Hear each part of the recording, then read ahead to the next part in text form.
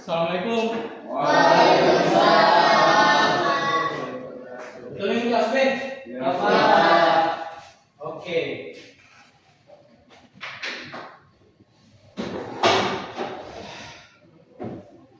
Gimana kabar ya? Sehat? Sehat, Pak. Sana belum. Kenapa sana itu? Belum makan? Kenapa ngantuk, Pak? Oh. Oke, jadi hari ini kita akan belajar mengenai mengidentifikasi dan menganalisis unsur-unsur pembelajaran. Nah, sebelum kita masuk dalam pembelajaran, alangkah bagusnya apa?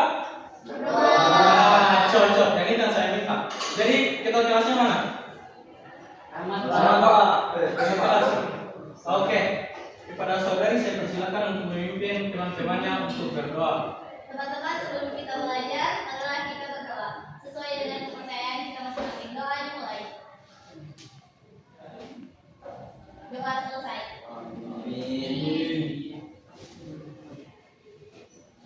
Oke.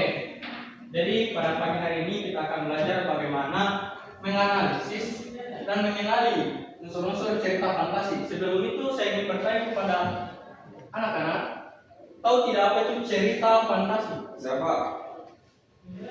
Ya, kepada saudara Rahman. Oke.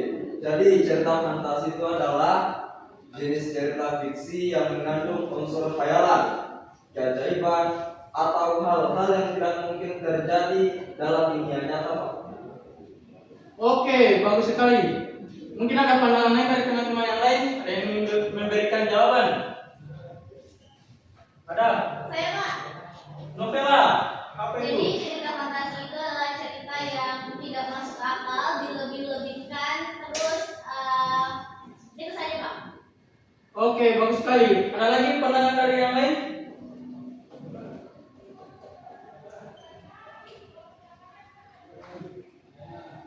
Ya ada ya? Iya, Pak. Oke, jawaban yang diberikan oleh teman-teman kalian tadi itu sudah betul semua, tidak ada yang salah. Jadi, cerita fantasi adalah cerita yang dimana itu mengandung unsur-unsur khayalan dan juga tidak masuk akal. Kenapa? Karena di dalamnya itu ada berbagai hal yang dimana memang tidak ada di dunia nyata, akan tetapi bisa diwujudkan dalam dunia cerita fantasi. Sampai di sini paham? Paham. Oke, kemudian kita masuk ke unsur-unsur cerita fantasi.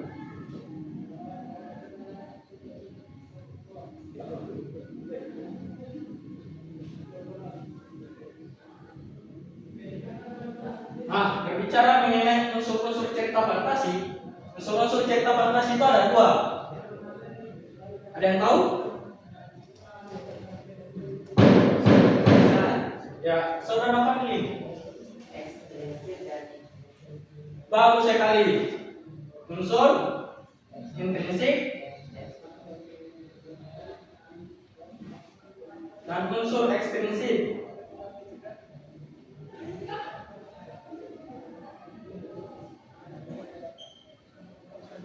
Nah, apa itu unsur intrinsik? Kalian tahu? Ya, betul, struktur dalam. Dan unsur ekstrinsik itu unsur yang struktur luar dia. Mungkin seperti itu. Nah, pada pagi hari ini kita akan belajar bagaimana kita akan belajar mengenai unsur-unsur intrinsik. Pada pertemuan berikutnya kita akan belajar mengenai unsur-unsur ekstrinsik. Nah, unsur intrinsik adalah unsur-unsur yang membangun cerita dari dalam. Itu unsur intrinsik. Nah, unsur intrinsik terbagi menjadi 7. Ada yang tahu yang pertama apa? Tema, Pak. Bagus sekali, tema. Kedua, tokoh. Tokoh dan apa ini? Tokoh dan tokohan. Cocok. Yang ketiga, alur. Yang keempat, latar. Kelima, sudut pandang.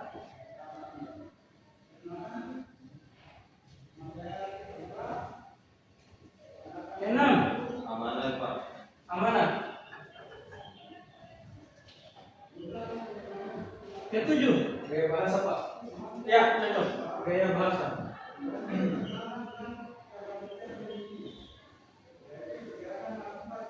Nah, ini unsur-unsur intrinsik dalam cerita fantasi. Yang pertama tema, kedua tokoh dan penokohan, yang ketiga alur, empat latar, lima sudut pandang, enam amanat, dan yang ketujuh yaitu gaya bahasa. Nah, mungkin teman-teman ada pandangan apa itu tema? Saudara Rian. Tema adalah ide pokok atau pesan utama yang ingin disampaikan oleh penulis melalui cerita, Pak. Oh, bagus sekali, sudah betul jawabannya ya.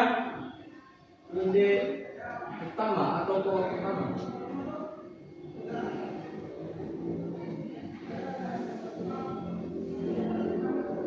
Yang kedua, tokoh dan penokohan. Ada yang bisa berikan pandangannya? Siapa? Ya, lanjut. Muhammad Julianto. Kalau tokoh itu, Pak, karakter yang terlibat dalam cerita. Karakter, ya betul ya. Kalau penokohan itu sifat yang dimiliki dari tokoh itu.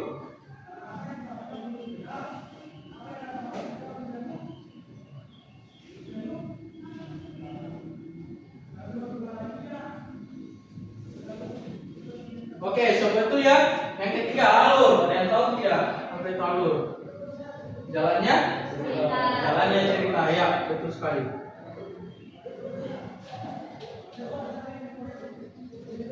Yang keempat latar. Yang tahu latar?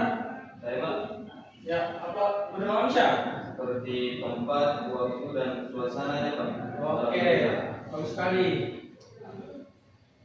Tempat terjadinya,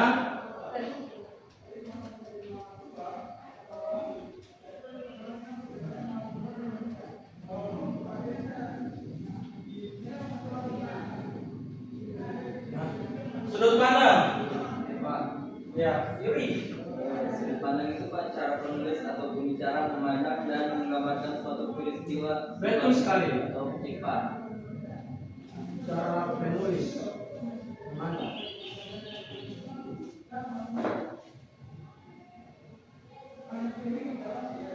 Yang ke enam amanat. Pesan moral. Ya, pesan moral, pesan dari penulis yang ingin disampaikan penulis ya. Ya, Pak. Yang ketujuh gaya bahasa. Yang tahu gaya bahasa seperti apa itu?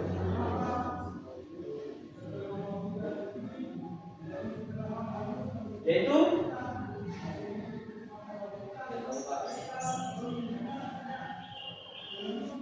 gaya bahasa adalah mungkin contoh ada pandangannya. Oh, ya, para saudara. Kayak memberikan Memperindah, masuk ada lagi yang lain?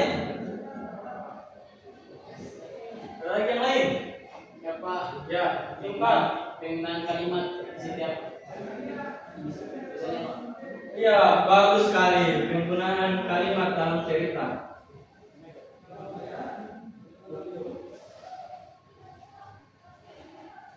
Oke. Teman-teman sekarang sudah tahu apa itu tema, tokoh, alur, latar, sudut pandang, amanat, dan juga gaya bahasa. Nah, saya ingin bertanya kepada teman-teman, sudah pernah dengar cerita tentang kancil dan buaya? Pernah? Gimana? TV, Pak. Di TV. Iya.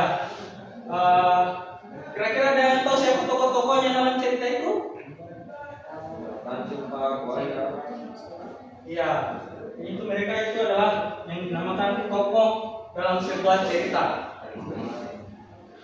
Mungkin teman-teman punya cerita juga yang lain yang pernah ditontonkan ingin disampaikan. Ceritanya apa itu? Cerita rakyat kah? Timun Mas, Pak. Cerita Timun Mas. Ya betul juga. Itu juga termasuk cerita fantasi. Kenapa?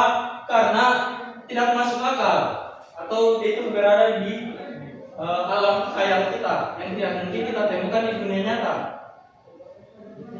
Mungkin sampai sini teman-teman mengerti. Oke. Jadi saya di sini sudah menyiapkan beberapa media. Saya sudah menyiapkan sebuah cerita fantasi dan di bawahnya itu ada pertanyaan. Akan tetapi sebelum saya membagikan ini, saya akan membuat kelompok terlebih dahulu untuk mengerjakannya secara berkelompok. Saya meminta kepada anak-anak untuk berhitung dari angka 1 sampai 7 dan kemudian diulangi lagi dari angka 1 sampai 7. Dimulai dari yang depan. 1, 2, 3, 4, 5, 6, 7, 1, 2, 4, 5, 6, 7. Oke. Saya minta kepada anak-anak untuk membuat kelompok sekarang juga. Yang dapat yang kelompok 1 tadi yang dapat 1 sampai 7 pertama. Oke, bergerak.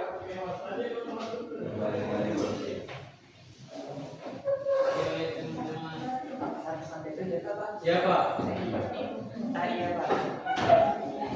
Iya, Pak.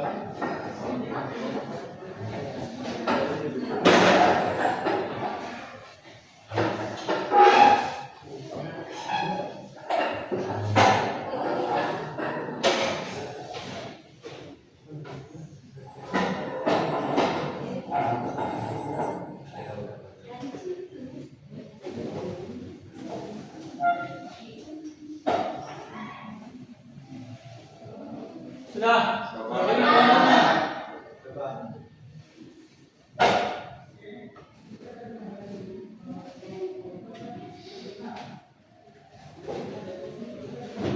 Oke, ini kertas kertasnya. ya Pak, kasih Pak. Pemain meja kelompok 2.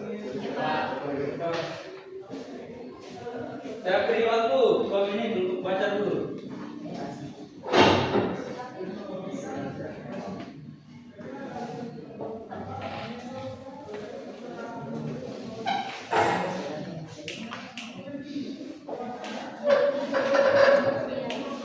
Saya minta semua anak-anak memperhatikan ceritanya ya.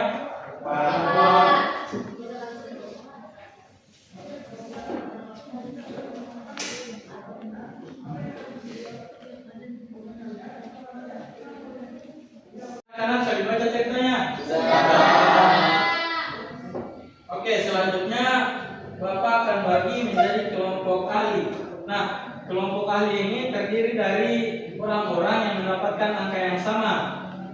Jadi, yang mendapat angka 1 bersama angka 1 pada kelompok lain.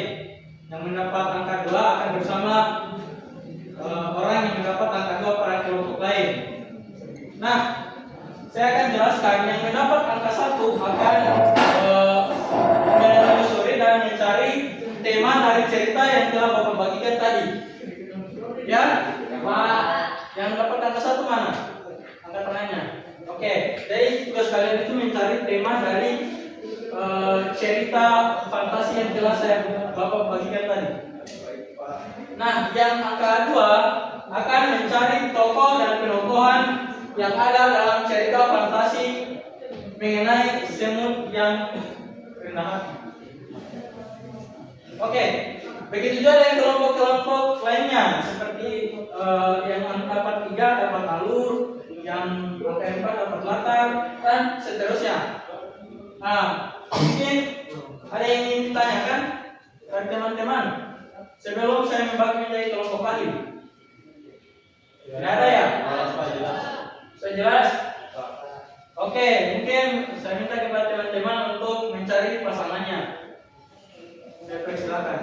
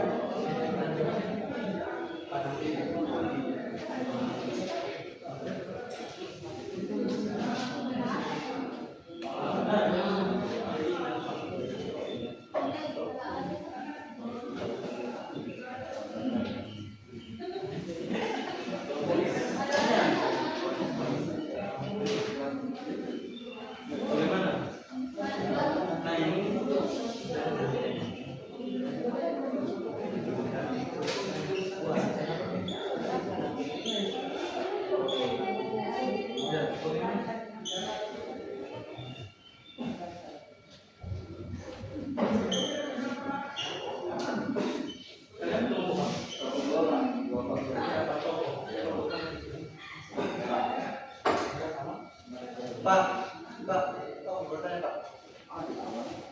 Apa itu deh?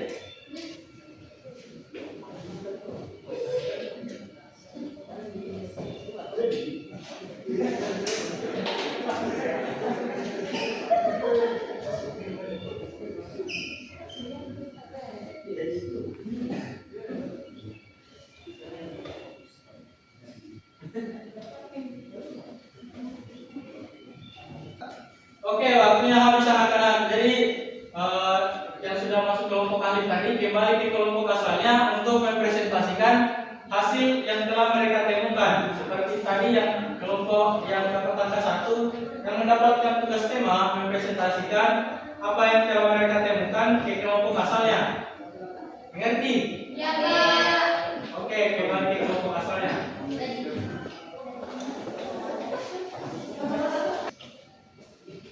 Sudah kembali ke kelompok asalnya? Oke, saya berikan waktu 5 menit untuk berdiskusi dan teman-teman berpresentasi di depan kelompoknya untuk apa hasil temuannya di kelompok ahli. Saya persilakan. Ya, anak-anak, waktunya sudah habis, jadi saya minta pekerjaannya tadi untuk dikumpulkan ke meja Bapak. Kelompok 1 dan kelompok 2. Baik, Pak.